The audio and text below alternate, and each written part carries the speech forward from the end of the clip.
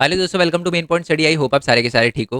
तो बेसिकली आज हम करने वाले हैं जो इंपॉर्टेंट क्वेश्चन, जैसे कि आपको पता है कि मैं इतिहास के मोस्ट इंपॉर्टेंट क्वेश्चन की वीडियो डाल चुका हूँ, लिंक नीचे डिस्क्रिप्शन में है। अर्थशास्त्र के मोस्ट इंपॉर्टेंट क्वेश्चन की वीडियो डाल चुका हूँ, लिंक नीचे डिस्क्रिप्शन में है। और अभी थोड़ी देर पहले मैंने लोकतांत्रिक राजनीति के भी मोस्ट इंपॉर्टेंट क्वेश्चन डाले थे, उसका भी लिंक आपको नीचे डिस्क्रिप्शन में मिल जाएगा। तो इस वाली वीडियो में हम करने वाले हैं आपके भूगोल के मोस्ट इंपॉर्टेंट क्वेश्चन। और जैसे मैंने लोकतांत्रिक राजनीति में करवाया था, वही हम इस वाली वीडियो के अंदर भी करेंगे। हम पीछे से शुरू करेंगे। पीछे से मतलब हम विनिर्माण उद्योग, फिर उसके बाद उससे पहले वाले चैप्टर पे जाएंगे और ऐसे पीछे करेंगे, क्योंकि देखो ऑब्वियस सी बात है कि फर्स्ट टर्म वाले चैप्टर के अंदर से थोड़ा सा कम आएगा जो आपके फर्स्ट टर्म में आए थे। ऐसा नहीं कि बहुत ज़्यादा कम आएगा, पर उससे कम क्वेश्चन देखने के लिए मिलेंगे। जो बचे हुए क्वेश्चन थे फर्स्ट टर्म के अलावा, उसमें से ज़्यादा क्वेश्चन देखने के लिए मिलेंगे, इसलिए हम पहले सेकंड टर्म के जो चैप्टर थे उसको निपटाएंगे, या जो फर्स्ट टर्म के अलावा जो चैप्टर थे उसको निपटाएंगे। ओके।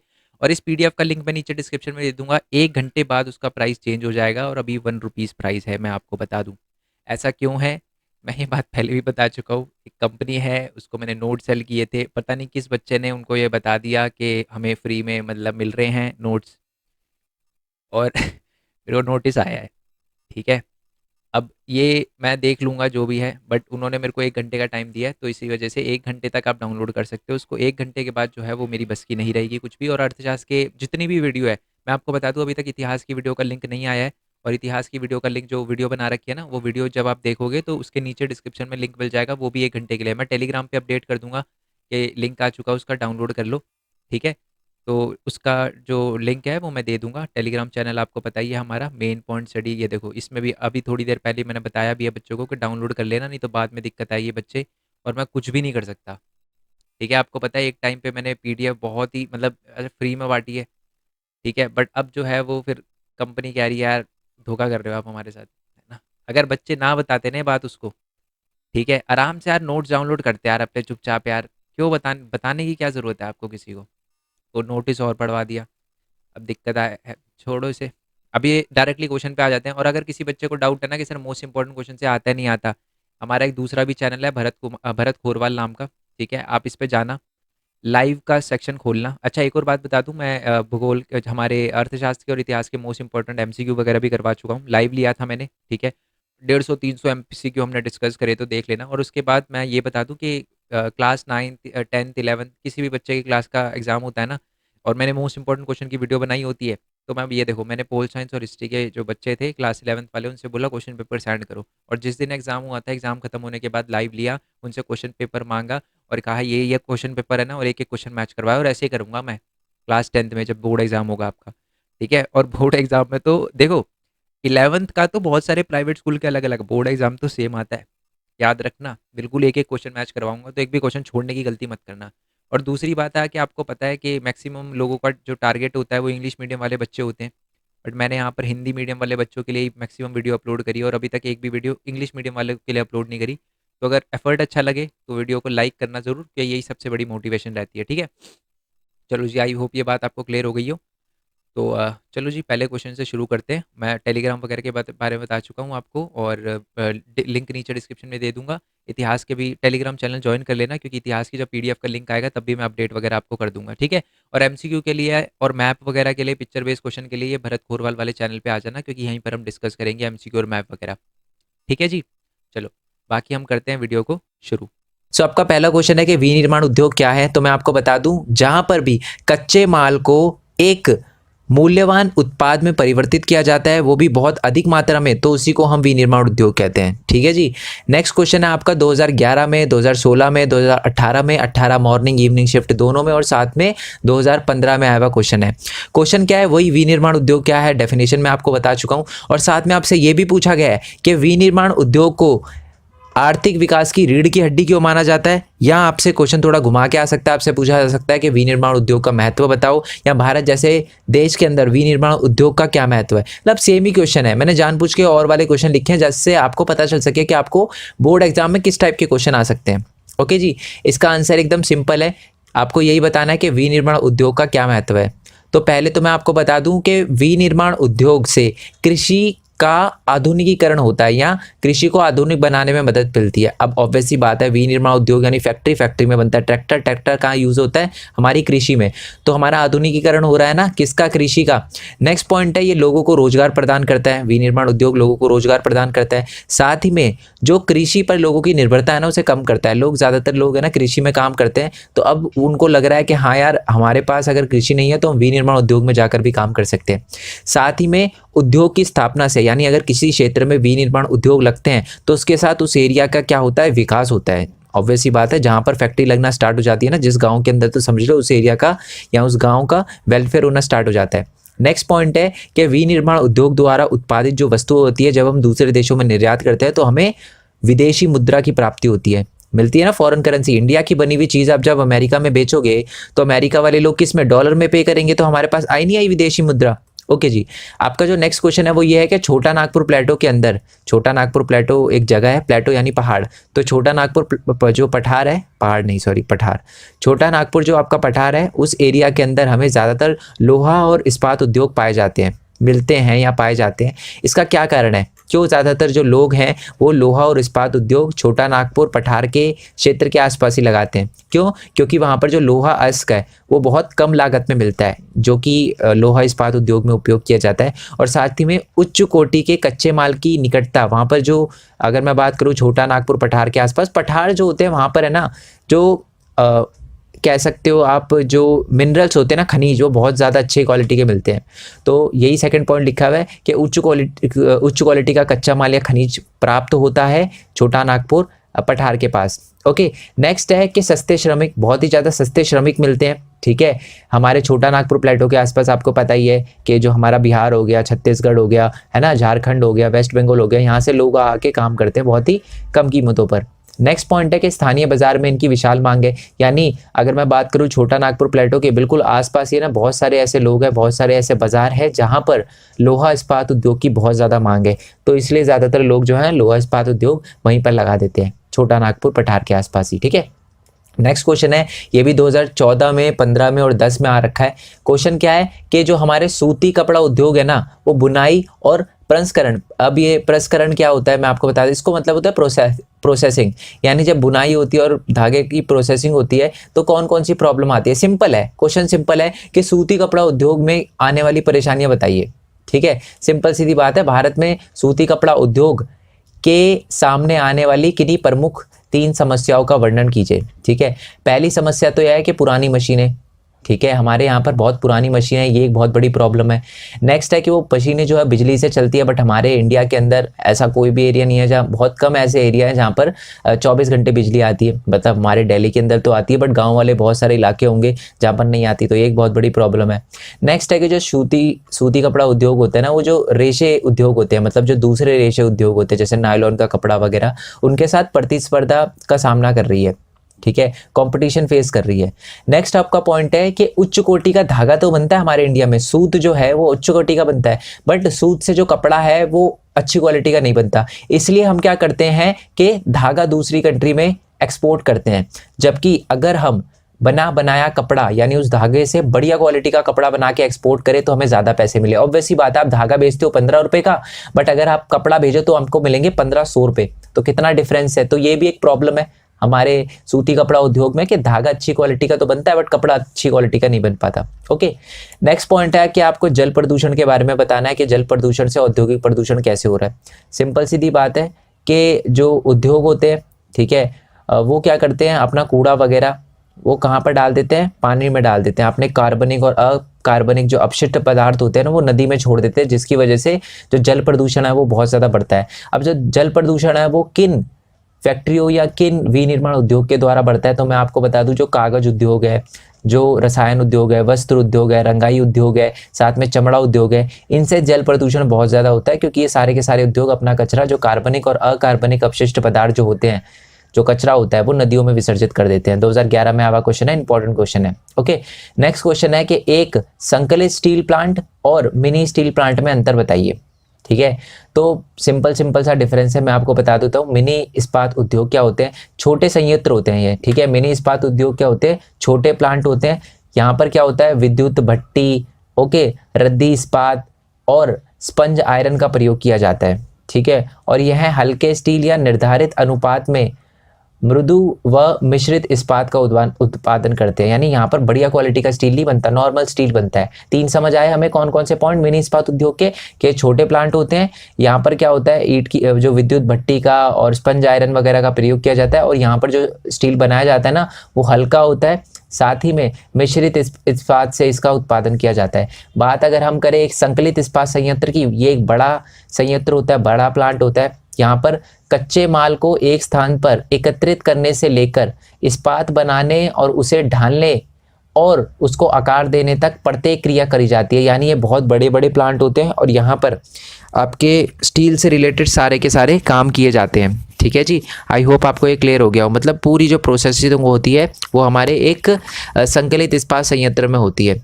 ओके। और इसका एग्जांपल है SAIL, steel authority of India limited, okay. Next आपका क्वेश्चन है कि मौजूदा ताजे जल संसाधन पर दबाव बढ़ाकर भारत में उद्योग की बढ़ती संख्या ने कैसे बदतर स्थिति बना दी है, मतलब जैसे जैसे भारत के अंदर औद्योगिक की संख्या बढ़ रही है ना, वैसे वैसे हमारे जल संसाधन पे बहुत बुरा प्रभाव पड़ रहा है। कैसे वो आपको बताना है, ठीक है। देखो, पानी की भारी उपयोगिता होने के अलावा उद्योगों में उन्हें चलाने में बिजली की भी आवश्यकता होती है, आपको पता ही है, पानी की भी आवश्यकता होती है, उद्योग में बिजली की भी आवश्यकता होती है, ठीक है। आज बड़े उद्योग घराने आम जगह हैं, मतलब आम हो गए हैं अब तो, हर जगह मिलते हैं, क्योंकि कई बहुराष्ट्रीय यानी एमएनसी जो है वो उद्योग इकाइयाँ मीठे जल के स्रोतों पर दबाव डाल रही है। मतलब ये बोला गया है कि औद्योगिक घराने हैं ना जो हर जगह हैं, और ऐसे घराने या एमएनसी क्या करती है कि ऐसे जगह पर अपना प्लांट लगाती है जहाँ पर मीठा जल बहुत आसानी से मिल जाता है, ठीक है। और इससे क्या हो रहा है, ग्राउंड लेवल का जो वाटर होता है ना, जो हमारे ज़मीन के नीचे जो पानी हो रहा है उसका लेवल भी नीचे की तरफ जाता है। आपने समरसीबल सुना है? आई होप आपने समरसीबल सुना हो। पहले ना 80 मीटर तक खोदते थे ना तभी पानी निकल जाता था, बट अब बहुत नीचे जाना पड़ता है क्योंकि ग्राउंड वाटर बहुत नीचे चला गया, ठीक है। औद्योगिकरण के बाद शहरीकरण ने पानी की कमी की समस्या को बढ़ा दिया है और जल के स्रोतों पर दबाव डाला है। इसका मतलब है औद्योगिकरण ने तो बर्बाद कर ही रखा है पानी के संसाधन को। कैसे? फैक्ट्रियाँ लग रही है, पानी का यूज़ करती है, नदियों में अपना कचरा डालती है, पानी खराब, प्रदूषण भी हो रहा है इससे, और पानी संसाधन भी कम हो रहा है, दबाव बढ़ रहा है। और साथ ही में जो शहरीकरण भी हो रहा है, धीरे धीरे शहरीकरण हो रहा है। गाँव में देखो इतना प्रदूषण नहीं होता, जल प्रदूषण नहीं होता, पर शहरों में बहुत ज़्यादा होता है, धुआं, पॉल्यूशन वगैरह, और ये फैक्ट्रियाँ वगैरह, है ना। ओके जी, नेक्स्ट आपका क्वेश्चन है कि हाल के वर्षों में चीनी मील को भारत के दक्षिणी राज्यों में ध्यान केंद्रित करने की प्रवृत्ति क्यों है? 3 कारण बताइए। यानी सिंपल क्वेश्चन है कि भारत में अब ज़्यादातर जो हमारी चीनी मिलें हैं ना वो दक्षिण में भी लग रही है, इसका कारण बताइए। मैं आपको बता दूं, आपको शायद पता हो कि ज़्यादातर जो हमारी भारत में जो चीनी की मिलें हैं ना वो आपको या तो यूपी में मिलेगी या बिहार में मिलेगी, ठीक है। बट अब क्या है कि जो ये चीनी की मिलें होती है उनकी जो संख्या है वो दक्षिणी भारत में भी बढ़ती जा रही है, दक्षिणी और पश्चिमी भारत में। तो इसका कारण पता है क्या है? पहली बात तो वहाँ अनुकूल जलवायु है गन्ना उगाने के लिए, ठीक है। गन्ना उगता है तो साथ में गन्ने की फैक्ट्री भी लगा दो, गन्ना वहाँ पर उगेगा, फैक्ट्री में जाएगा, चीनी बना लो उसकी, ठीक है। ये तो पहला रीज़न हो गया। दूसरी बात है कि यहाँ पर सहकारी समितियाँ जो हैं वो भी बहुत ज़्यादा सक्सेसफुल है। दक्षिणी भारत की बात करूँ मैं, या मैं बात करूँ पश्चिमी भारत की, ठीक है। हमारे जो दक्षिण भारत और पश्चिम भारत के जो राज्य हैं वहाँ पर क्या है, जो सहकारी समिति, आई होप आपको याद हो, सहकारी समितियाँ वो समितियाँ होती है, वो फैक्ट्रियाँ होती है जो आपके मजदूर वगैरह, ठीक है, सप्लायर, ओके, उत्पादक, ये सारे के सारे मिलकर चलाते हैं, ठीक है। तो आपको पता ही है कि जो चीनी मिलें हैं या चीनी की जो फैक्ट्रियाँ वगैरह होती है वो एक सहकारी समितियाँ हैं, ठीक है। क्यों है? क्योंकि जो गन्ना उगता है ना वो सीजनल होता है। देखो, अगर आपने चैप्टर की वीडियो नहीं देखी ना तो लिंक आपको नीचे डिस्क्रिप्शन में मिल जाएगा, वो ज़रूर जाकर देख कर आना, आपके सारे डाउट क्लियर हो जाएंगे। अगर आपके पास ज़्यादा टाइम है तो, मतलब अगर आपके एग्जाम में 1-1.5 महीना है तो वो वीडियो ज़रूर जाकर देख कर आना। अगर ज़्यादा टाइम नहीं है तो कोई दिक्कत नहीं है, ये वीडियो देखो, ये लर्न करो, एक एक चीज़ क्लियर हो जाएगी, हर एक आंसर का आप रिप्लाई कर पाओगे, आंसर कर पाओगे अपने बोर्ड एग्जाम में, ठीक है। और एक और बात बता दूं यार, क्या ना बोर्ड एग्जाम में कभी कभार बच्चों को ये भी दिक्कत आती है कि आंसर किस वे में लिखना है, कैसे लिखना है, किस फॉर्म में लिखना है, ठीक है। क्योंकि आपने बहुत सारे ऐसे बच्चे देखे होंगे जो 100% मार्क्स का करके तो आते हैं बट उनके 100 मार्क्स कभी नहीं आते, 98, 97, 96, 95, कभी कभी तो 80s की लाइन में चले जाते हैं। ऐसा क्यों? क्योंकि उनकी प्रेजेंटेशन में कहीं ना कहीं दिक्कत रह जाती है। तो ना नीचे डिस्क्रिप्शन में एक लिंक दे रखा होगा, how to present your answer in board exam, तो वो वीडियो ज़रूर जाकर देख कर आना। अगर आप 70 के आसपास नंबर लाते हो तो आराम से 80 हो जाएंगे, ठीक है। फालतू के नंबर मैं बता रहा हूँ कि आप कैसे गेन कर सकते हो, ठीक है, क्योंकि टीचर भी एक ह्यूमन है, उनको भी बहुत सारी चीज़ें आसान चाहिए। तो मैंने आपको बताया कि आप आसानी से अपना पेपर कैसे लिख सकते हो, तो वो वीडियो ज़रूर जाकर देख कर आना। बहुत बच्चों का सपोर्ट मिला है तो आपके बड़ी काम आएगी वो वीडियो, ठीक है। नेक्स्ट जो आपका क्वेश्चन है वो ये पूछा गया है कि भारत में एक टाइम था जब बहुत ज़्यादा लोहा इस्पात उत्पाद हम उगाते, मतलब उत्पाद करते थे, मतलब ज़्यादातर लोहा का और स्टील का, आयरन और स्टील का उत्पादन हम करते थे, बट आज हम बहुत पीछे रह गए हैं। तो उसका क्या कारण है? मैं आपको अगर डायरेक्टली बताऊँ ना, आपको क्वेश्चन ये भी आ सकता है, ये वैसे 2016 में आया हुआ क्वेश्चन है, आपको क्वेश्चन ये भी आ सकता है कि एक टाइम था जब चाइना और इंडिया दोनों सेम अमाउंट में उत्पादन करते थे लोहा और इस्पात का, यानी स्टील और आयरन का, बट आज है ना इंडिया बहुत पीछे रह गया। क्या कारण है इसके? पहला कारण तो ये है कि उच्च लागत तथा कोकिंग कोयल की हमारे यहाँ पर सीमित उपलब्धता है। हमारे यहाँ पर जो है वो कोकिंग कोल जो है वो बहुत महंगा मिलता है, और बहुत कम ऐसे इलाके हैं जहाँ पर कोकिंग कोल मिलता है, ठीक है। कोकिंग कोल क्या होता है? लोहा इस्पात उद्योग के लिए बहुत इंपॉर्टेंट आपका कच्चा माल है। साथ में कम श्रमिक उत्पादकता, यानी हमारे यहाँ पर इंडिया के अंदर इतने ज़्यादा श्रमिक स्किल्ड नहीं है, ठीक है। आप कह सकते हो उनके पास इतनी अच्छी स्किल नहीं है, ठीक है, जिसकी वजह से हम पीछे रह रहे हैं चाइना से। नेक्स्ट पॉइंट है कि यहाँ पर बिजली, देखो ये जो बिजली वाला पॉइंट है ना, आप कहीं भी लिख सकते हो। हमारे भारत में जो बिजली है, जो ऊर्जा है कि अनियमित पूर्ति होती है। अनियमित पूर्ति का मतलब होता है रेगुलर नहीं रहती बिजली, कभी रहती है कभी नहीं रहती, तो बहुत बुरा इफेक्ट पड़ता है हमारी लोहा और इस्पात उद्योग पे। और नेक्स्ट पॉइंट है कि अविकसित अवसंरचना, इसका मतलब होता है कि पुअर इंफ्रास्ट्रक्चर। हमारे यहाँ रोड वगैरह भी अच्छी नहीं है, तो ट्रांसपोर्ट में बड़ा टाइम लगता है। हमारे यहाँ पर अगर कच्चे माल को आने में ही बहुत ज़्यादा टाइम लग जाता है, तो इसलिए जो हमारे लोहा और इस्पात उद्योग है वो ज़्यादा प्रोडक्शन नहीं कर पाते। ओके, अब आपसे जो क्वेश्चन इसमें आगे पूछा गया था ना, वो ये पूछा गया था कि आप ये बताओ कि उत्पादन को बढ़ाने के लिए हम क्या कर सकते हैं। तो ये जो मैंने पॉइंट बताया ना, आप ये लिख दो कि अगर ये कमियां हम सुधार लें तो हम अपने लोहा और इस्पात उद्योग में जो उत्पादन है उसको बढ़ा सकते हैं, ठीक है। नेक्स्ट क्वेश्चन है 2018 में आया हुआ क्वेश्चन और मोस्ट इंपॉर्टेंट क्वेश्चन है कि उद्योग को उनकी मुख्य भूमिका के आधार पर बांटिए या उनको वर्गीकृत कीजिए। तो मैं आपको बता दूं, जो भी हमारे उद्योग होते हैं, प्रमुख भूमिका के आधार पर दो प्रकार के उद्योग होते हैं। एक तो आधारभूत उद्योग होते हैं और एक होते हैं उपभोक्ता उद्योग। बड़ा सिंपल है, देखो पहले तो हम आधारभूत उद्योग समझ लेते हैं। वह उद्योग जिनका माल या जिनका जो उत्पादन है दूसरे उद्योगों में कच्चे माल के रूप में प्रयोग किया जाता है, उसको हम आधारभूत उद्योग कहते हैं। देखो जैसे कि मैं आपको बताता हूँ, जैसे कि लोहा इस्पात उद्योग है, वहाँ पर क्या बनता है? लोहा बनता है। अब लोहा आपके घर में थोड़ी ना आ जाता है डायरेक्टली, आपके घर में तो नहीं भेजते, है ना। वो क्या करते हैं, दूसरी फैक्ट्रियों में, जैसे बर्तन बनाने वाली फैक्ट्री, वहाँ पर स्टील भेजा जाता है ना। जो कार बनाने वाली फैक्ट्री है उस पर लोहा भेजा जाता है ना। ये सारी की सारी चीज़ें भेजी जाती है। तो यानी लोहा इस्पात जो उद्योग है वो एक आधारभूत उद्योग है, क्योंकि उसका जो उत्पादन होता है वो दूसरी फैक्ट्रियों में, दूसरे उद्योगों में कच्चे माल के रूप में प्रयोग किया जाता है, ठीक है। आई होप आपको पता चल गया हो। तो ये हमारा लोहा इस्पात उद्योग एक आधारभूत उद्योग ही है। अब एक होता है उपभोक्ता उद्योग। अब ये उपभोक्ता उद्योग क्या होता है? ये भी बड़ा सिंपल है। जो उत्पादन उपभोक्ताओं के सीधे उपयोग के लिए किया जाता है ना, उसको हम उपभोक्ता उद्योग कहते हैं, जो डायरेक्टली कंज्यूमर के पास जाए। जैसे कि चीनी किसी दूसरी फैक्ट्री में तो जाती नहीं है ना। एक फैक्ट्री में चीनी बन रही है तो किसी दूसरी फैक्ट्री में जाएगी क्या? बिल्कुल भी नहीं, डायरेक्टली लोगों के पास बिकने के लिए चली जाएगी। दंत मंजन, टूथपेस्ट, कागज हो गया, पंखे हो गई, सिलाई मशीन हो गई, ये सारे के सारे जितने भी उद्योग होते हैं ना इनसे रिलेटेड, वो उपभोक्ता उद्योग कहलाते हैं, क्योंकि वो उपभोक्ता के लिए होते हैं, एंड कंज्यूमर के लिए होते हैं, ठीक है जी। ओके, नेक्स्ट क्वेश्चन है कि चीनी उद्योग है ना, बहुत सारी परेशानियों का सामना कर रही है। तो उन चुनौतियों को बताइए, कौन कौन सी चुनौतियां हैं जो चीनी उद्योग फेस कर रही है। तो पहली जो प्रॉब्लम है जो हमारी चीनी उद्योग फेस कर रहा है, या चीनी उद्योग की प्रमुख चुनौतियां, पहली चुनौती ये है कि इस उद्योग का अल्पकालिक होना।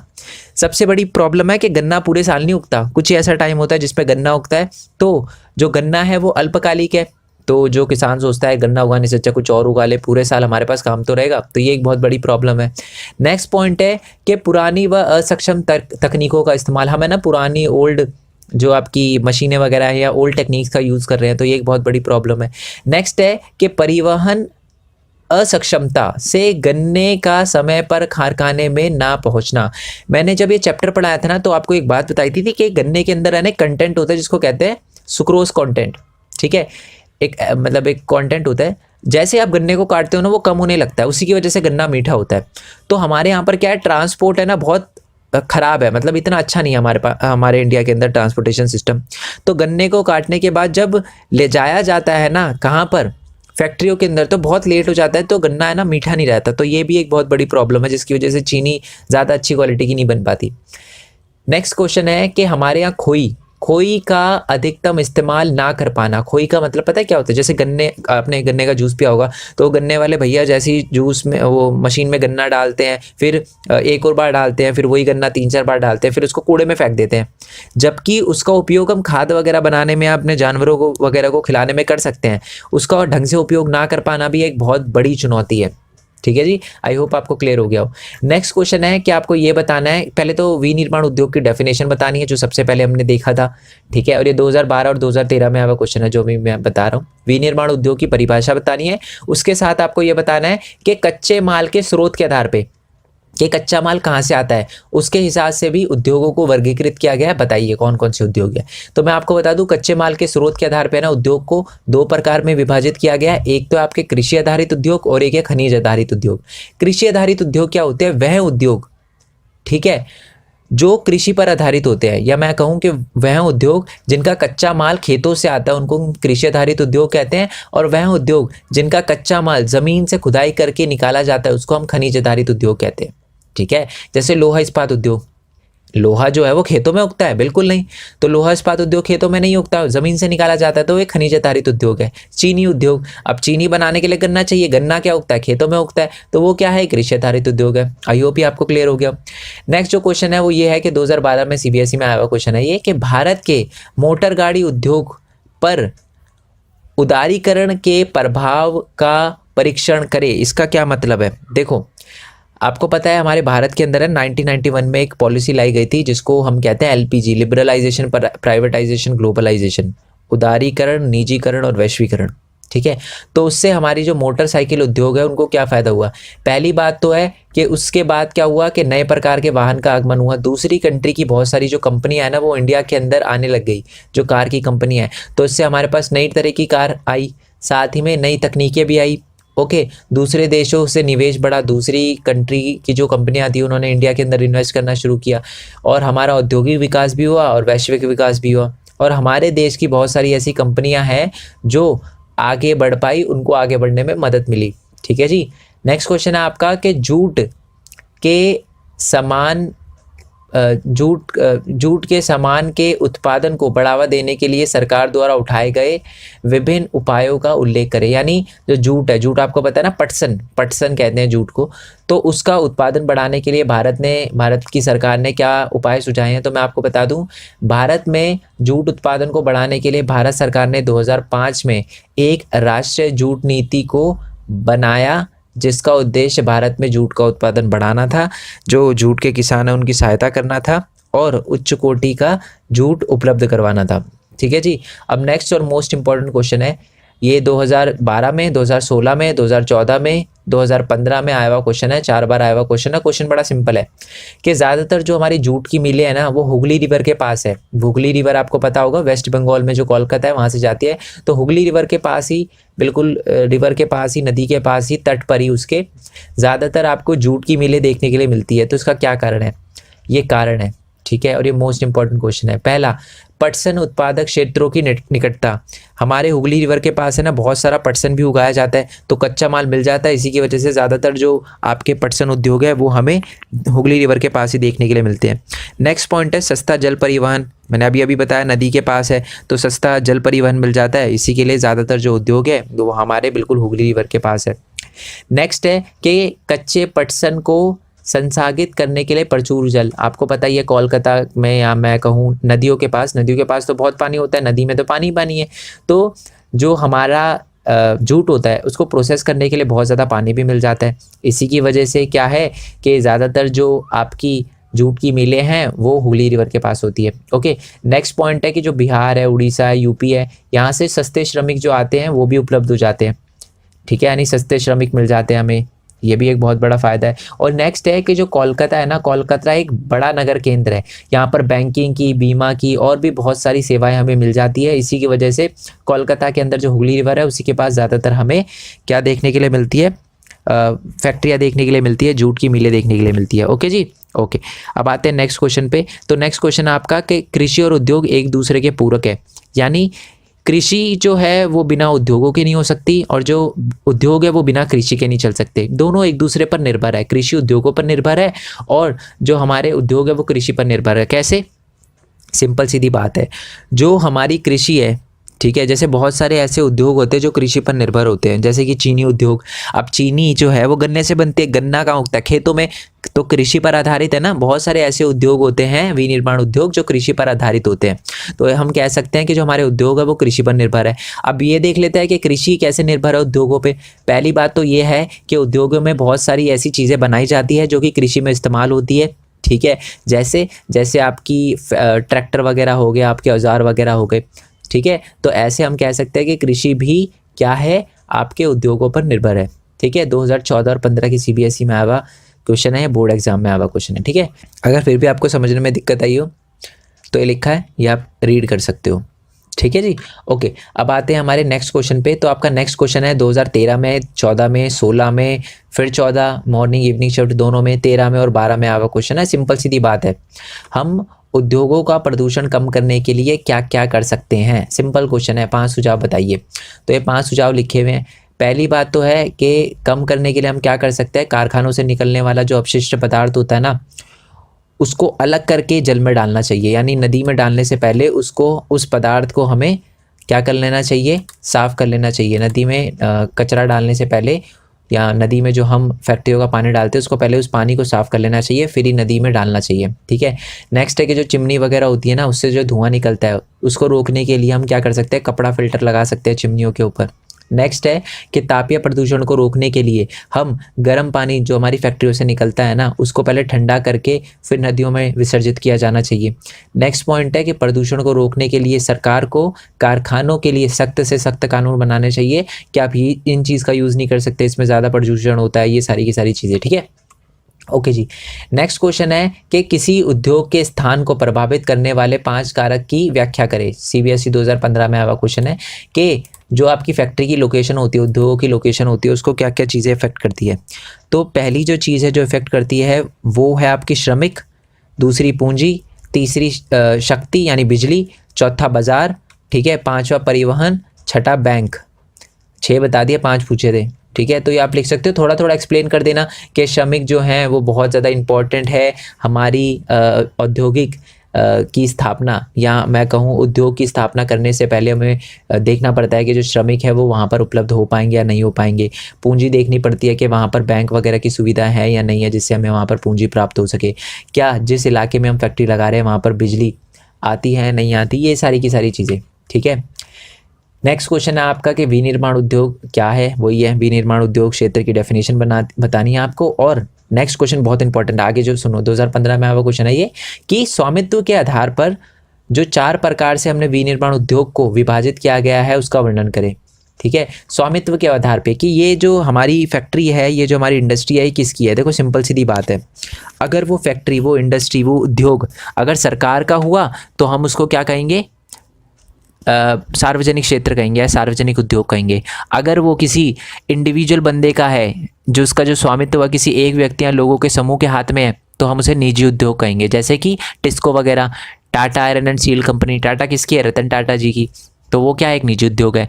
नेक्स्ट है आपका संयुक्त उद्योग, वह उद्योग जो सरकार और प्राइवेट लोग मिलकर चलाए, ठीक है, जिसमें बहुत सारा शेयर गवर्नमेंट का भी हो और प्राइवेट लोगों का भी हो, ठीक है, उसी को कहते हैं संयुक्त उद्योग, जिसका उदाहरण है ऑयल इंडिया लिमिटेड। तो ऑयल इंडिया लिमिटेड में गवर्नमेंट का भी शेयर है, प्राइवेट शेयर भी है। अब एक होता है सहकारी समितियां या सहकारी उद्योग जिसे हम कहते हैं, समितियां तो नहीं, सहकारी उद्योग याद रखना आपको, ठीक है।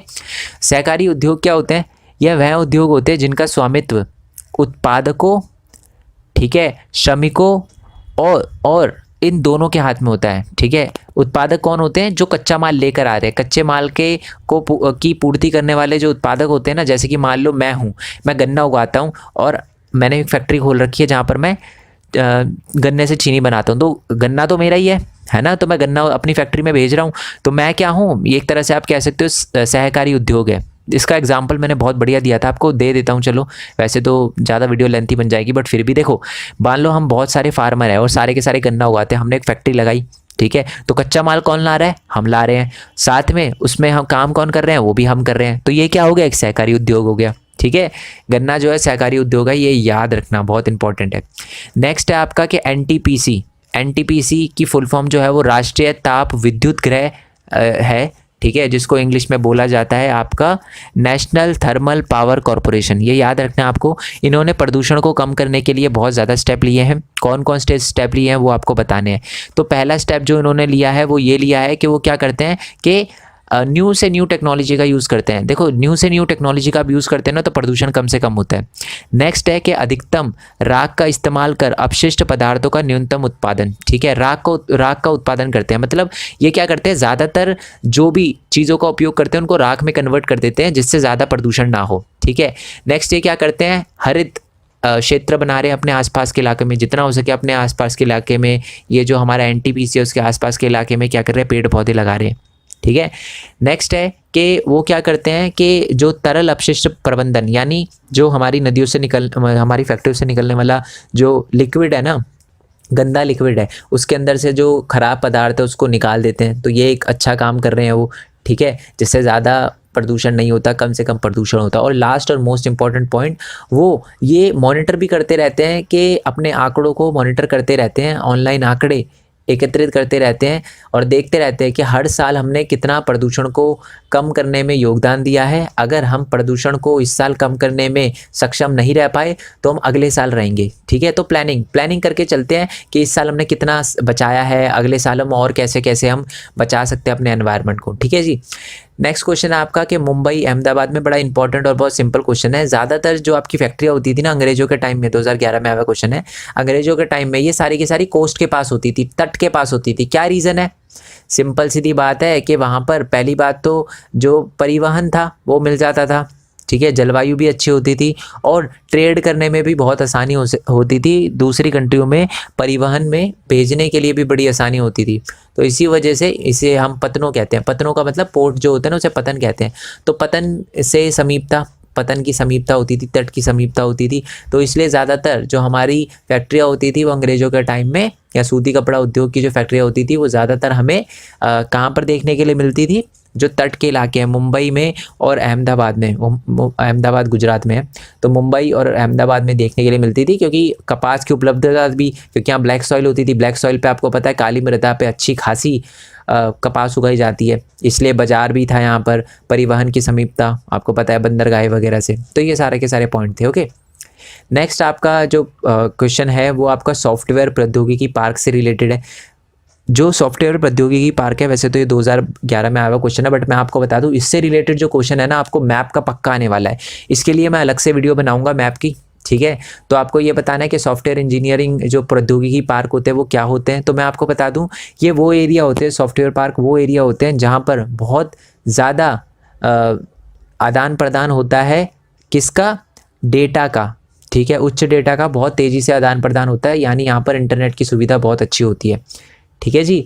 अब आपको ये बताना है कि सूचना प्रौद्योगिकी का भारत में क्या योगदान है। पहली बात तो वो लोगों को बड़े लेवल पे क्या देता है, रोज़गार देता है, ठीक है, और साथ में महिलाओं को भी आगे बढ़ा रहा है, क्योंकि ज़्यादातर महिलाएं भी काम करती हैं हमारे इस आईटी सेक्टर में, ठीक है। नेक्स्ट में जो बीपीओज़ वगैरह हैं वो विदेशी मुद्रा लेकर आ रहे हैं, ठीक है, और इससे क्या हुआ है, हमारे देश का भी उद्धार हुआ है, हमारे देश में भी हार्डवेयर और सॉफ्टवेयर में निरंतर वृद्धि हुई है, ओके।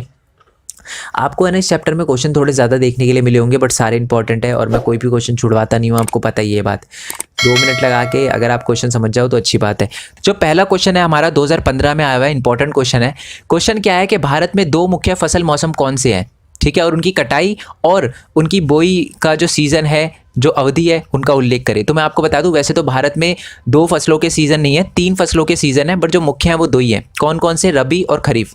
रबी फसलें क्या होती है, जो अक्टूबर से दिसंबर के मध्य में बोई जाती है, ओके, और उनकी कटाई जो करी जाती है वो ग्रीष्म ऋतु में, यानी अप्रैल से जून के टाइम में करी जाती है, यानी गर्मियों के टाइम में उसको काटा जाता है। और इनकी जो मुख्य फसलें हैं वो गेहूँ है, चना है, मटर है, सरसों है, आदि है। खरीफ फसल की बात करूँ तो ये मानसून के आगमन के साथ, यानी जून जुलाई में बोई जाती है, बारिश के समय में ये बोई जाती है और इसको सितंबर से अक्टूबर के बीच में काट लिया जाता है। जो खरीफ फसल है उनकी मुख्य फसल है चावल, मक्का, ज्वार, बाजरा, अरहर, कपास आदि। ओके, और वैसे मैंने आपको बता दिया कि दो इम्पॉर्टेंट जो हमारी फसलें हैं, ठीक है, फसलों के सीज़न है वो तो रबी फसलें और खरीफ फसल है, बट एक और होता है जायद। ठीक है, अब इस जायद के बारे में मैं आपको बता दूं, जो रबी फसल और खरीफ फसल के बीच में जो टाइम आता है गर्मियों का, उसमें जो फसल बोई जाती है उसको हम जायद फसलें कहते हैं और इसको काटा भी इसी सीजन में जाता है। और इनकी जो मुख्य फसलें हैं तरबूज, खरबूजा, खीरा आदि। ठीक है, नेक्स्ट क्वेश्चन है और ये मोस्ट इंपॉर्टेंट क्वेश्चन है और ये 2 बार आ रखा है, 2014 में भी, 2015 में भी। ठीक है, अब क्वेश्चन क्या है? क्वेश्चन है कि भारत की मुख्य खाद्य फसल उगाने के लिए किन परिस्थितियों की आवश्यकता होती है? इस फसल के मुख्य क्षेत्र कौन कौन से है? देखो क्वेश्चन बड़ा घुमा के आया है। घुमा के क्या आया है? आपसे पूछा गया है कि भारत की सबसे इंपॉर्टेंट फसल कौन सी है और उसको उगाने के लिए कौन कौन सी परिस्थितियां हमें चाहिए होती है। ठीक है, अब आपको तो ये भी नहीं पता कि हमें किस फसल के बारे में बात किया गया है, तो मैं आपको बता दूं, इंडिया में जो सबसे ज़्यादा खाई जाने वाली फसल है ना, सबसे ज़्यादा इंपॉर्टेंट फसल है वो है चावल। और चावल को उगाने के लिए कौन कौन सी परिस्थितियाँ चाहिए होती है और चावल कहाँ किन किन क्षेत्रों में उगाया जाता है वो आपको बताना है। और जो इसके और का क्वेश्चन है वो भी यही है, चावल उगाने के लिए 3 भौगोलिक परिस्थितियाँ बतानी है। और भारत में कुछ ऐसे राज्य हैं जहाँ पर कम वर्षा होती है फिर भी चावल उग जाता है। क्यों उग जाता है, कैसे उग जाता है, वो आपको बताना है, क्योंकि चावल को बहुत ज़्यादा पानी चाहिए होता है। पहले तो मैं आपको बता देता हूँ चावल के बारे में। चावल एक खरीफ फसल है, यानी बारिश के समय में उगाई जाती है। उसको 25 डिग्री सेल्सियस से ज़्यादा टेम्परेचर चाहिए होता है, 100 सेंटीमीटर से ज़्यादा बारिश चाहिए होती है। चीन के बाद सबसे ज़्यादा चावल इंडिया उगाता है। चावल को उगाने के लिए जलोढ़ मृदा यानी एलुवियल सॉइल, जो हमारे नॉर्दर्न प्लेन पे यानी हमारे जो उत्तर के मैदान है वहाँ पर पाई जाती है ना, तो वो चाहिए होती है हमें। साथ ही मैं आपको बता दूं कि हमारे जो उत्तर भारत है ना, उत्तर पूर्वी भारत है, नॉर्थ ईस्ट, ठीक है, नॉर्थ ईस्ट जो भारत है वहाँ पर भी हमारा चावल बहुत अच्छा खासा उगाया जाता है। और हमारे जो तट वाले, तट में जो डेल्टा बनता है ना, डेल्टा पता ना, आई होप आपको डेल्टा पता हो। अगर आपको नहीं पता तो चैप्टर की वीडियो में मैंने समझा रखा है, अगर आप चाहो तो वो देख कर आ सकते हो। बट डेल्टा मैं आपको बता देता हूँ, जब रिवर पानी में गिरने वाली होती है ना तो अपना एरिया खोल लेती है और वो एरिया बड़ा उपजाऊ होता है, इसी को हम डेल्टा कहते हैं। तो उस वाले रीजन में भी हमें चावल की फसल दिखती है और चावल उगाया जा सकता है वहाँ पर, क्योंकि वो मिट्टी बहुत उपजाऊ होती है, जलोढ़ मृदा होती है वो। ठीक है, अब देखो क्वेश्चन ये भी था कि चावल ऐसे एरिया में कैसे उग जाता है जहाँ पर कम वर्षा होती है। तो मैं आपको बता दूं, ये उग पाता है सिंचाई की उत्तम तकनीकों के द्वारा। आज है ना इरिगेशन फैसिलिटी बहुत अच्छी हो चुकी है, तो किसी एरिया में अगर ज़्यादा बारिश नहीं आती तब भी हम जो इरिगेशन मेथड की वजह से और ड्रिप सिस्टम की वजह से, अलग अलग तकनीकों की मदद से खुद पानी डाल देते हैं उन फसलों पे, जिसकी वजह से जो आपका पश्चिमी यूपी वाला एरिया है जहाँ पर इतनी ज़्यादा बारिश नहीं होती, फिर भी वहाँ पर अच्छी खासी चावल की फसल उगाई जाती है। ठीक है, और कुछ क्षेत्र हैं जहाँ पर चावल उगाया जाता है, जैसे उड़ीसा हो गया, बिहार, तमिलनाडु, असम। और मैं आपको बता दूं, भारत में सबसे ज़्यादा चावल पश्चिम बंगाल में उगाया जाता है।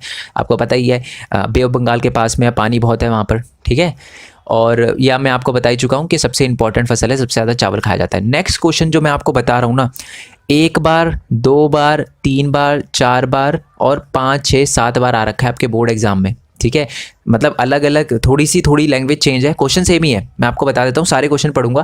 क्वेश्चन ये है कि हाल ही के वर्षों में भारत में कृषि के क्षेत्र में शुरू किए गए संस्थागत और तकनीकी परिवर्तन का वर्णन कीजिए। यानी भारत ने मतलब अपनी कृषि के सुधार के लिए क्या क्या स्टेप लिए, गवर्नमेंट ने क्या क्या स्टेप लिए वो बताने हैं। ये भी 1980 और 1990 के बीच में जो भी सरकार ने स्टेप लिए वो बताने हैं, तकनीकी और संस्थागत, सेम क्वेश्चन। ये भी 1980 और 1990 के बीच में बताने, ये भी सेम क्वेश्चन। कृषि के क्षेत्र में 3 तकनीकी और संस्थागत सुधार का वर्णन कीजिए, ये भी सेम क्वेश्चन है।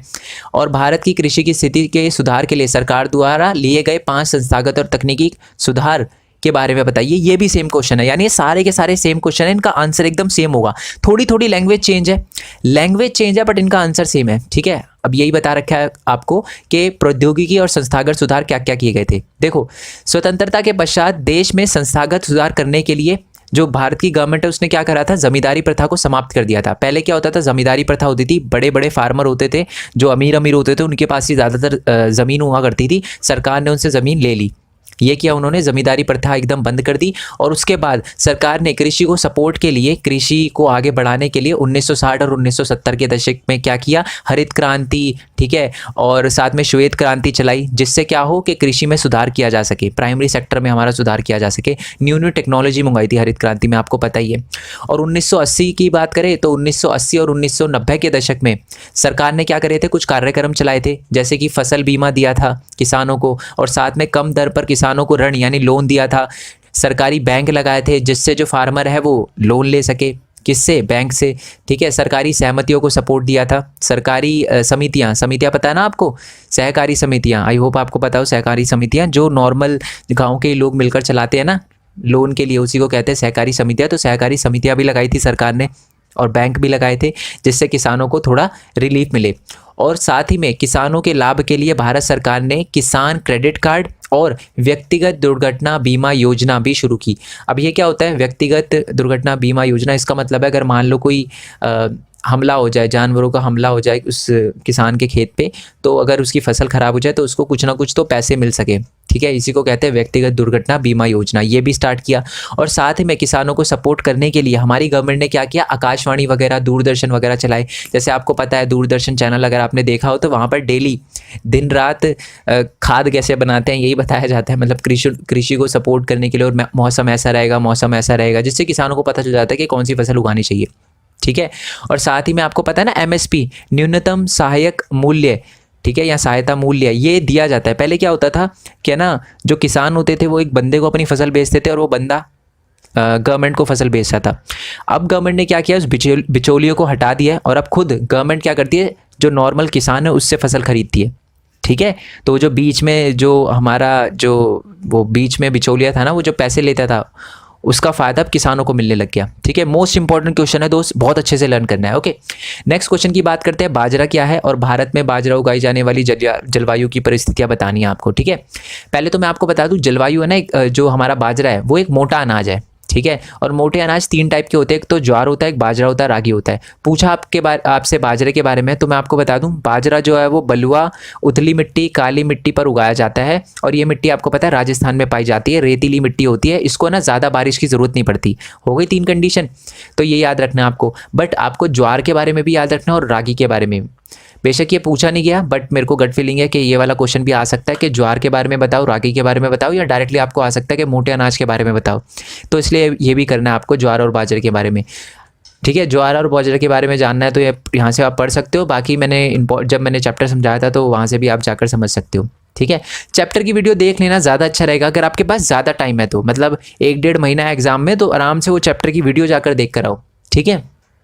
बट अगर बिल्कुल कल परसों एग्जाम है तो डोंट वरी दोस्त, बिल्कुल भी ज़रूरत नहीं है चैप्टर की वीडियो देखने की। आप ये वीडियो देखो, क्लियर हो जाएगा सब कुछ। सारी की सारी चीज़ें जो हैं मैं एक एक क्वेश्चन इसमें क्लियर करवा दूंगा, बट अगर टाइम है तो देख लेना, ओके। नेक्स्ट क्वेश्चन की बात करते हैं, भारत में प्रारंभिक निर्वाह कृषि की कोई भी 4 विशेषता बताइए। प्रारंभिक निर्वाह कृषि के बारे में आपको बताना है। प्रारंभिक निर्वाह कृषि क्या होती है, तो मैं आपको बता दूं, ये जो टाइप की कृषि होती है ना, प्रारंभिक निर्वाह कृषि, वो पहले के टाइम जैसे होती थी ना, आज भी उसी तरह से होती है। ये छोटे से टुकड़े पे करी जाती है और ये आज है ना भारत के कुछ ही इलाकों में होती है। जो आदिवासी लोग होते हैं वो करते हैं हमारी ये जो निर्वाह कृषि, ठीक है। प्रारंभिक निर्वाह कृषि, इसमें क्या होता है, वो पुराने औजारों का उपयोग करके खेती वगैरह करते हैं, ओके। और इसमें क्या होता है, परिवार तथा समुदाय श्रम की मदद से की जाती है, मतलब परिवार के ही जो लोग होते हैं वही ये फसल उगाते हैं। और सिंचाई के लिए मानसून पर निर्भर होते हैं ये, मतलब पूरा का पूरा सिंचाई के लिए, पानी के लिए पूरी तरीके से मानसून पर निर्भर होते हैं, किसी भी टाइप की मशीनों वगैरह का यूज़ नहीं करते, ओके जी। और मैं आपको एक बात बहुत इंपॉर्टेंट बता दूं, अभी सीबीएसई का जो सैम्पल पेपर आया था ना, ऑल दो हिंदी में अपलोड नहीं करता सीबीएसई, बट मैंने आपको हिंदी में थोड़ा अपलोड करके दिया था, बताया था कुछ। तो मैं आपको एक और बात बता दूं, आपसे रिक्वेस्ट है कि ये जो हमारा प्रारंभिक निर्वाह कृषि है ना, आपकी जैसी आप बुक खोलोगे ना, चैप्टर खोलोगे कृषि, तो एक बॉक्स मिलेगा। बॉक्स में ना ये लिखा हुआ है कि हमारी ये जो प्रारंभिक निर्वाह कृषि है ना, उसको किस अलग अलग नामों से जाना जाता है, किस अलग अलग राज्य में। जैसे इसे झूमिंग कहा जाता है, झूमिंग कहा जाता है कहाँ पर, हमारे जो नॉर्थ ईस्टर्न स्टेट है। और भी बहुत अलग अलग राज्य लिखने हैं, वो याद कर लेना आप, क्योंकि उसका 1 नंबर का क्वेश्चन आ रखा है। वैसे तो आप देख सकते हो, अगर मैंने वो इंपॉर्टेंट 1 मार्क्स से क्वेश्चन की वीडियो अपलोड कर दी होगी तो वहाँ पर आपको मिल जाएगा, ओके, नेक्स्ट क्वेश्चन आपका कि आपको 5 बिंदु बताने हैं प्रारंभिक निर्वाह कृषि और व्यावसायिक वाणिज्यिक कृषि के बीच में। देखो मैं आपको ये तो बता ही चुका हूँ कि प्रारंभिक निर्वाह कृषि क्या होती है। अब मैं आपको ये बता देता हूँ कि व्यावसायिक कृषि क्या होती है, तो आप खुद ही डिफरेंस लिख सकते हो। आई होप आप लिख लोगे, कोई दिक्कत नहीं आएगी आपको। आए तो मेरे को बता देना, मैं बता दूंगा, बट वैसे कोई दिक्कत आनी नहीं चाहिए। जब दोनों के बारे में आपको पता चल गया तो आप डिफरेंस तो लिख ही दोगे। अब ये वाणिज्यिक कृषि क्या होती है? ये वाणिज्यिक कृषि वो होती है जिसको उगाया जाता है किस उद्देश्य के लिए? बेचने के लिए। जो हमारी ये प्रारंभिक निर्वाह कृषि थी ना, उसको सिर्फ खुद के लिए उगाया जाता है। जो छोटे छोटे किसान होते हैं, जो आदिवासी लोग होते हैं, वो खुद के लिए उगाते हैं, बेचने के लिए नहीं उगाते। बट वाणिज्यिक कृषि, वाणिज्य का मतलब ही होता है बिजनेस। जो बेचने के लिए उगाई जाती है उसको हम वाणिज्यिक कृषि कहते हैं। इसमें क्या होता है? बड़ी बड़ी मशीनों का यूज़, अधिक पैदावार वाले बीजों का यानी HYV बीजों का यूज़ किया जाता है, और साथ में उर्वरक, फर्टिलाइज़र वगैरह का यूज़ किया जाता है। बट हमारी उसकी बात करें प्रारंभिक निर्वाह कृषि की, तो उसमें ऐसा कुछ नहीं किया जाता। ठीक है, आई होप ये वाला आपको क्लियर हो गया हो, आप अच्छे से डिफरेंस लिख सकते हो इसका। नेक्स्ट क्वेश्चन की बात करते हैं, गहन निर्वाह कृषि क्या होती है। दो के बारे में आपको बता चुका हूँ, प्रारंभिक निर्वाह कृषि, ठीक है, और जो दूसरी थी वो हमारी थी कौन सी? वाणिज्यिक कृषि। ठीक है, एक होती है गहन निर्वाह कृषि। अभी गहन निर्वाह कृषि कौन सी होती है? गहन निर्वाह कृषि के बारे में बात करूं तो ये उस एरिया में करी जाती है जहां पर बहुत ज़्यादा लोग रहते हो, ठीक है, जहां पर जनसंख्या दबाव बहुत ज़्यादा हो। तो ये जो फसल है ये उगाई जाती है बहुत सारे लोगों के द्वारा, ठीक है। यहाँ पर किसी भी बड़े बड़े ट्रक का यूज़ नहीं किया जाता, ट्रैक्टर का यूज़ नहीं किया जाता, यहाँ पर ज़्यादातर लोगों का यूज़ किया जाता है। और इसमें भी उत्पादन को ज़्यादा करने के लिए केमिकल वगैरह डाले जाते हैं और सिंचाई वगैरह का यूज़ किया जाता है। ओके, और साल में एक से ज़्यादा फसल उगाई जाती है जिससे ज़्यादा से ज़्यादा प्रोडक्शन हो।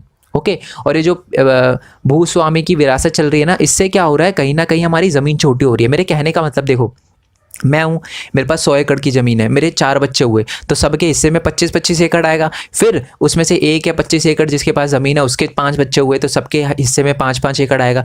तो ये जो भूस्वामित्व चल रहा है ना, विरासत चल रही है, इससे क्या हो रही है, पीढ़ी दर पीढ़ी भूमि का आकार कम होता जा रहा है, जिसकी वजह से जो गहन जीविका कृषि है ना वो बहुत ज़्यादा मुश्किल होती जा रही है और ज़्यादा, क्योंकि ज़्यादा लोग बढ़ रहे हैं बट ज़मीन छोटी होती जा रही है। नेक्स्ट क्वेश्चन है कि भारत में कृषि क्षेत्र की GDP विकास दर में वृद्धि के बावजूद क्यों बड़ा झटका लगा है। इसका मतलब है कि हमारी GDP के अंदर कृषि का शेयर तो बहुत बढ़ता जा रहा है, पर अगर हम बात करें जो कृषि की स्थिति है वो कम होती जा रही है। ठीक है, मतलब अगर मैं बात करूं तो हमारी GDP तो बढ़ रही है बट कृषि का जो कंट्रीब्यूशन है ना बहुत कम बढ़ रहा है या बढ़ भी नहीं रहा। क्या रीज़न है इसका? पहली बात तो है कृषि क्षेत्र में सार्वजनिक निवेश की कमी। इसका मतलब है ज़्यादातर जो लोग पहले कृषि में इन्वेस्ट करते थे वो कृषि में इन्वेस्ट नहीं करते, ये एक बहुत बड़ी प्रॉब्लम है। नेक्स्ट है कि उर्वरक होते हैं जो हमारे फर्टिलाइज़र होते हैं। पहले क्या था कि जो हमारी सरकार थी वो फर्टिलाइज़र में रियायतें देती थी, सब्सिडी देती थी, बट अब वो उसने बंद कर दी, जिसकी वजह से जो उत्पादन लागत है वो ज़्यादा हो गई। किसान ने सोचा यार इतना महंगा तो फर्टिलाइज़र है, क्या उगाएं, कुछ और ही उगा लेते, है ना। आपको लग रहा होगा फर्टिलाइज़र से इतना कितना फ़र्क पड़ता है, बहुत ज़्यादा फ़र्क पड़ता है। ठीक है, अगर हमारी फसल 100 रुपये में उगती है तो अब वो बिल्कुल 150 रुपये की हो जाएगी, तो किसान सोचेगा कुछ और कर ले। वैसे मैं 150 रुपये और 100 रुपये बहुत कम बता रहा हूँ, 1.5 लाख रुपये की फसल उगाने में इतने पैसे लग जाते हैं। ठीक है, नेक्स्ट जो हमारा पॉइंट है वो ये है कि कृषि के उत्पाद पर आयात शुल्क की कटौती।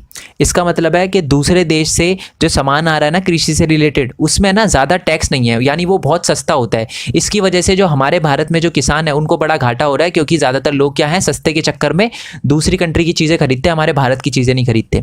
ठीक है, ये चाइना के साथ भी आपको पता ही हमारा चल रहा है, बट फिर भी लोग चाइनीज़ चीज़ें खरीदते हैं। अब तो वैसे बहुत कम हो गया, बट फिर भी अगर आप ट्राई करना, अगर आप कोई चीज़ खरीद रहे हो चाइनीज़, तो उसका रिप्लेसमेंट कोई इंडियन चीज़ को खरीदने की कोशिश करना। ठीक है, ओके जी।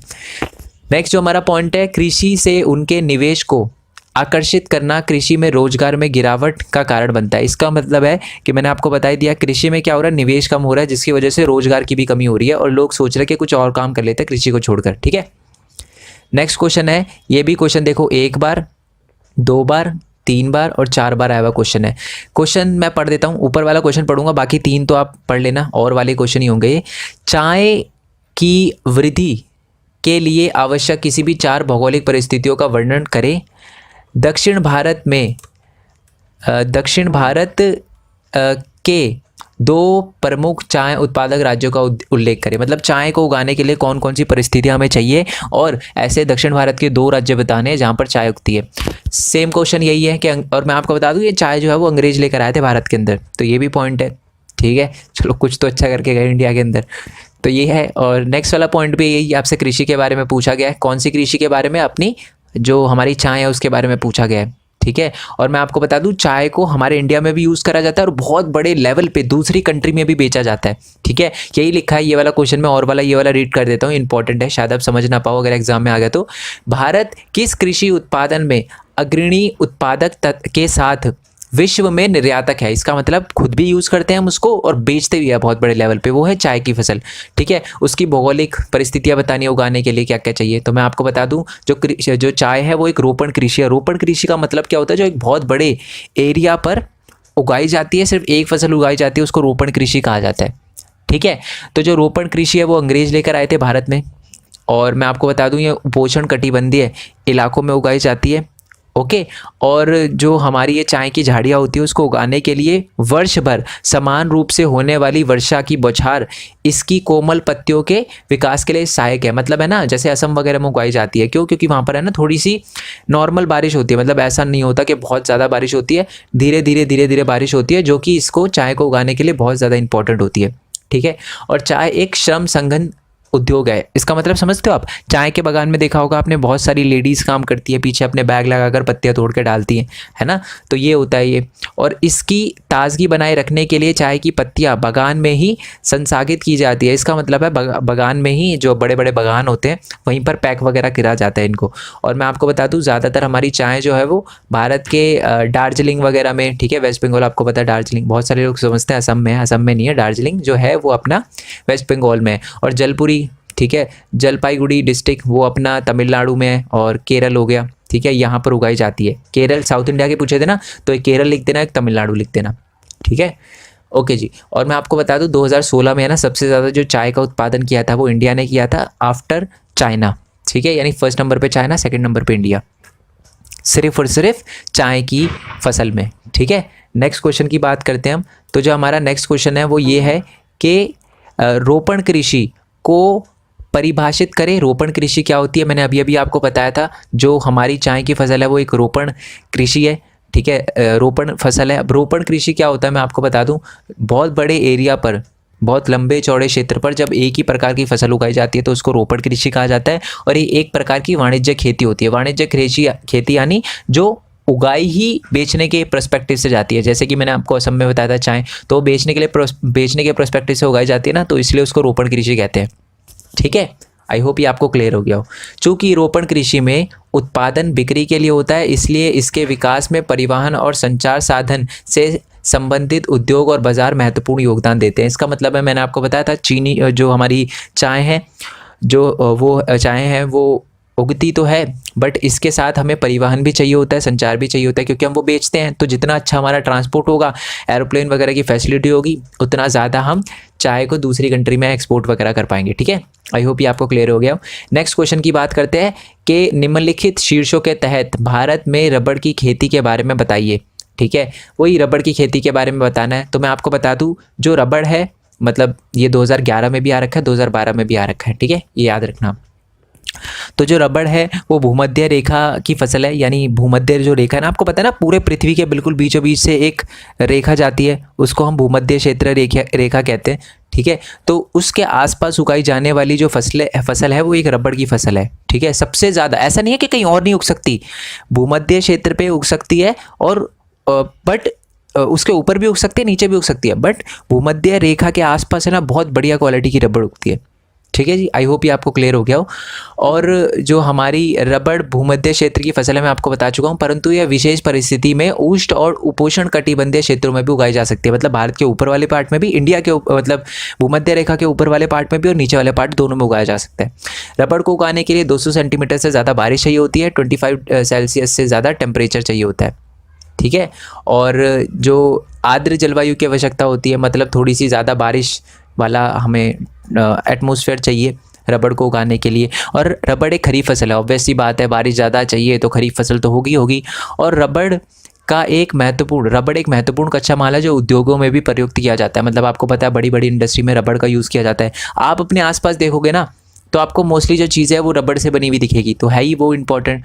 और जो रबड़ है वो आपके केरल में, मैं आपको बता दूं सबसे ज़्यादा जो रबड़ है वो केरल में उगाया जाता है। उसके बाद तमिलनाडु में, कर्नाटका में, अंडमान निकोबार में, द्वीप समूह जो हो गए, उसके बाद मेघालय, गारो हिल्स में, ये सारे के सारे उगाया जाता है। मेघालय में है गारो हिल्स या गारो पहाड़ियाँ, वहाँ पर उगाया जाता है रबड़, ठीक है, क्योंकि मेघालय में आपको पता है बहुत अच्छी खासी बारिश होती है, और साथ ही में मिज़ोरम में भी।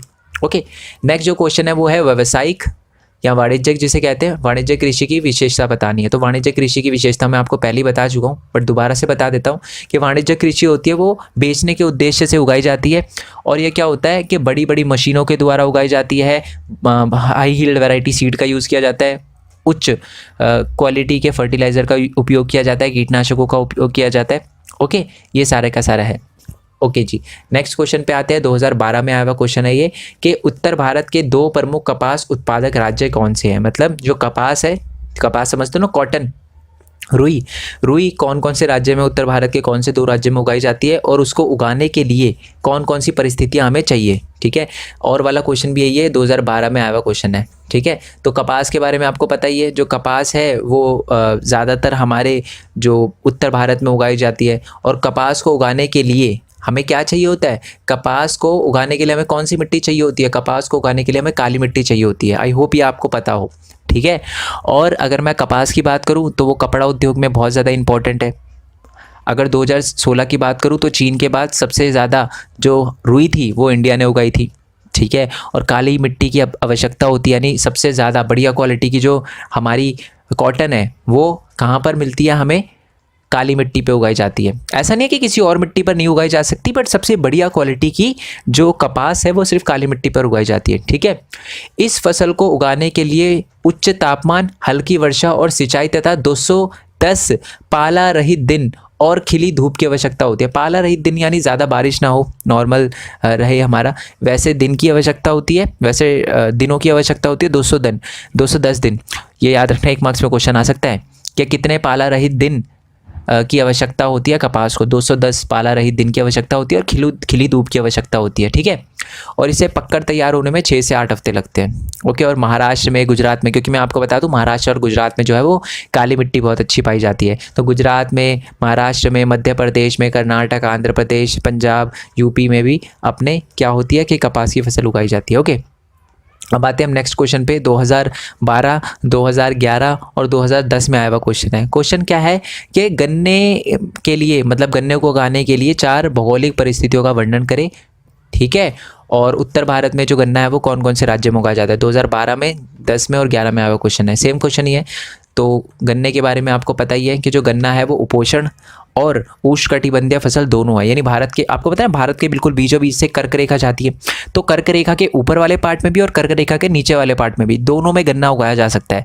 गन्ने को उगाने के लिए 21 degree Celsius to 27 degree Celsius तक का टेम्परेचर चाहिए, 75 से लेकर 100 सेंटीमीटर तक की बारिश चाहिए, और ज़्यादा बारिश चाहिए, इसका मतलब ये खरीफ फसल है, बारिश के समय में उगाई जाती है।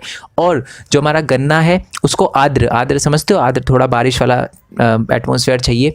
ओके, और बुआई से कटाई तक ये सारा का सारा काम शारीरिक श्रम की आवश्यकता होती है इसको करने के लिए। इसका मतलब है कि हम, ऐसा तो है नहीं, गन्ने का बीज तो होता नहीं, गन्ने का जो पोर्शन होता है वो होता है, हम वो उगाते हैं, तो उसके लिए हम ट्रैक्टर का यूज़ नहीं कर सकते, हमें लोग ही चाहिए गन्ने को उगाने के लिए, ठीक है, और काटने के लिए भी।